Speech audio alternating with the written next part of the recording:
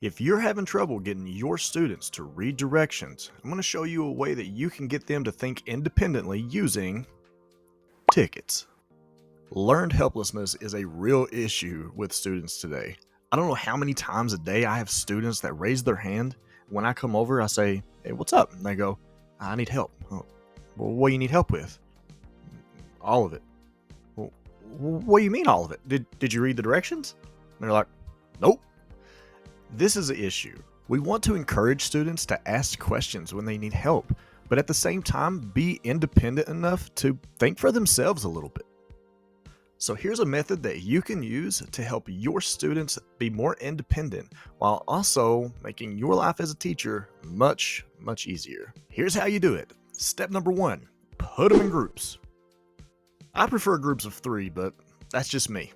Step number 2, give each group 3 tickets. Now, you can buy these yourselves on Amazon for like $9, which is around the cost of a Mighty Kids meal at McDonald's these days. Inflation's rough. Or you can just make them yourself. It's up to you. Now comes the fun part. Step number 3, explain to your class that they have 3 steps that they need to go through before they ask you a question. The first thing they need to do is they need to consider it themselves. You need to read the directions yourself. You need to try to figure it out yourself before you move on. Step number 2, ask your group. Have a conversation. Collaborate with each other. Ask one another, "Hey, do you understand this? Did you figure this out? What does this mean?" Encourage them to work together. And then finally, step number 3, if they cannot figure it out as a group, now it's time to spend a ticket.